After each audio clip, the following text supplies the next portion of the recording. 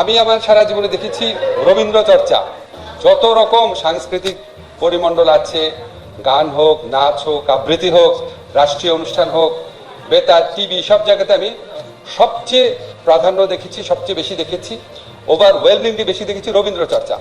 আমি দোষবন্ধ কিছু বলছি না, শুধু আমার কাছে মাঝে মাঝে মনে হতো যে একজনকে আমরা বানিয়েছি রাজনৈতিক ঈশ্বর রাজনৈতিক জগতে, আরেকজনকে আমরা মানে শেখ হাসিনার সরকার, আরেকজনকে বানিয়েছে হচ্ছে সাংস্কৃতিক জগতের ঈশ্বর। এই ঈশ্বরদের দাপটের কাছে নজরুলের মতো গণমানুষের যারা প্রতিনিধি ছিল তাদেরকে আসলে কোনোদিন সেভাবে তুলে ধরা হয় না। এটা আমার জাস্ট অনেস্ট রিয়েলাইজেশন।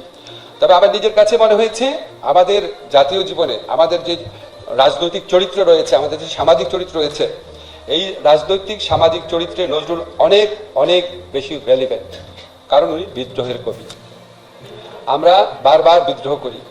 আমরা যখন সব মানে কি বলবো আশা হারিয়ে ফেলেছিলাম অধিকাংশ মানুষ, এবং আমরা যখন নিয়তির মতোই ধরে নিয়েছিলাম যে হিসাব করতাম যে 2042 নাকি 82 আর গুনতাম কত বয়স হলে একজন মানুষ আসলে স্বাভাবিক মৃত্যু হয়, এটা গুনতাম আর কতদিন।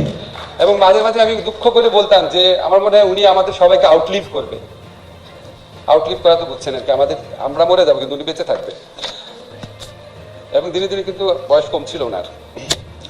তো এরকম একটা সময়ে আমাদের তরুণরা যেই মহান বিদ্রোহ করলো, যে অবিশ্বাস্য বিদ্রোহ করলো, জীবনের মায়া ত্যাগ করে। আমি তো ওদের সাথে অনেক কথা হয়, জাস্ট মনে হয়েছে আমাকে মাঝে মাঝে বলে নাহিদ আসিফরা বলতো আর কি, যে 18তে যারা আন্দোলন করেছিল তাদের সাথে তাদের একটা পার্থক্য আছে।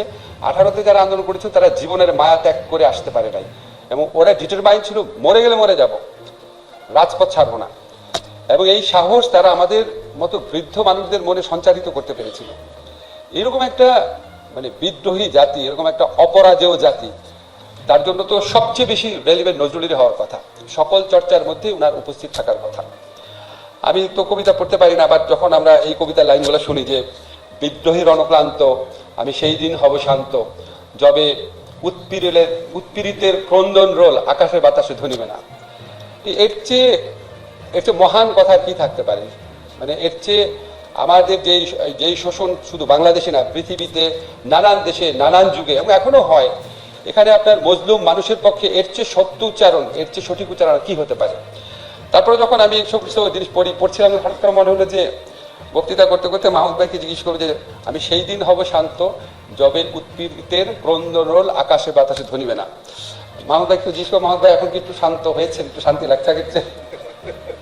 একটু বোধহয় লাগছে। আমি মাহমুদ ভাইয়ের কথা একটু বলবো। আমার কাছে মনে হয় যে উনি আমার সামনে একজন জীবন্ত নজরুল।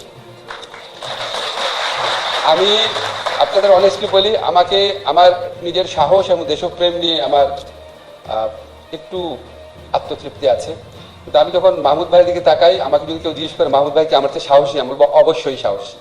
মাহমুদ ভাইকে আমার চেয়ে বেশি দেশপ্রেমী অন্য কারো নাম বলে আমি সন্দেহ করতাম, কিন্তু মাহমুদ ভাইয়ের নাম যদি কেউ বলে আমি সন্দেহ করবো না।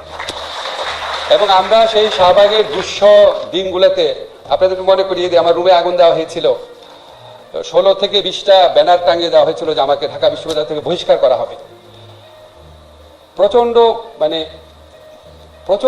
অদ্ভুতই লাগতো যে এইরকম একটা সময় বাংলাদেশে আসবে যে সামান্য একটা কথা বলার জন্য রুমের মধ্যে আগুন দিয়ে দিল। তখন একটু নিজেও একটুখানি অবদমিত হয়ে গিয়েছিলাম, ভাবতাম যে আর কত রিস্ক নেব, একটু বুঝে চলা শুরু করেছিলাম। সেরকম সময় একদিন দেখলাম প্রথম আমার দেশে 8 কলাম হেডিং ছিল, একটা 8 কলাম বড় বড় আপনার অক্ষরে, শাহবাগে ফ্যাসিবাদের প্রতিধ্বনি।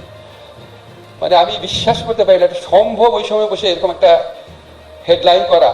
আমার তো মনে হয় মাহমুদ ভাই শুধু এই হেডলাইনের জন্য বাংলাদেশের সাংবাদিকতার ইতিহাসে, প্রতিবাদের ইতিহাসে চিরস্মরণীয় হয়ে থাকবে। এবং এরপর আমার একটা মনে আছে যেদিন ওনাকে আদালত প্রাঙ্গণে আক্রমণ করা হয়, যেদিন ওনার পুরো শরীর রক্তাক্ত ছিল, আমি কয়েকদিন আগে ভিডিওটা আবার দেখেছি। আমার মনে হয় কি আমরা সবাই একটু দাঁড়িয়ে ওনাকে একটু সম্মান জানাই।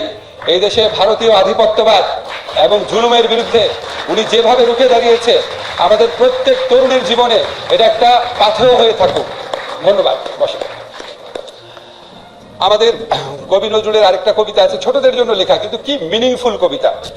উনি সেখানে বলেছেন যে আমরা যদি না জাগি মা কেমনে সকাল হবে, তোমার ছেলে উঠলে গোমা রাত পোহাবে তবে। আমাদের অনেকের মনে হয় আমাদের তরুণরা, আমাদের যুবকরা, আমাদের ছাত্ররা যেভাবে প্রাণ দিয়েছে, তারা জেগে উঠেছিল দেখে রাতটা চলে গেছে। আর আমার কাছে মাঝে মাঝে মনে হয় আমাদের কি রাত আসলে চলে গেছে? আমাদের একটা রাত চলে গেছে, আমাদের আরো রাত ভবিষ্যতে আসবে। আমাদের এখানে এই রাত আনার যে এজেন্টরা তারা সক্রিয় আছে। কাজে আমাদের যে দীর্ঘস্থায়ী রাত যারা উপহার দিয়েছিল, যারা চাপিয়ে দিয়েছিল, আমাদের অবশ্যই তাদের বিচার করতে হবে। আমাকে অনেক সময় আপনারা বলেন যে পুলিশ এটা করলো কেন, জিনিসপত্রের দাম বাড়লো কেন? আমি আইনমন্ত্রী, আমার দায়িত্ব হচ্ছে একটা সুবিচার নিশ্চিত করা। সেটা করতে পারি নাকি দেখেন। যদি যতদিন বেঁচে আছি এই লক্ষ্য থেকে বিন্দু মাত্র বিচ্যুত হব না। যারা জুলাই হত্যাকাণ্ড করেছে অবশ্যই বাংলাদেশে তাদের বিচার হবে, অবশ্যই তাদের বিচার হবে। আমাদের এখানে আরেকটা সাংস্কৃতিক লড়াই রয়েছে, এখানে শিবিরা রয়েছে, আব্দুল হাই শিকদার ভাই রয়েছে, মাহমুদ ভাই রয়েছে। আমাদের এখানে আমি কোনো শত্রুতা বশত বলছি না, আমাদের দেশের সর্বক্ষেত্রে বিশেষ করে সাংস্কৃতিক অঙ্গনে যেভাবে ভারতীয় আধিপত্যবাদ প্রতিষ্ঠা করা হয়েছে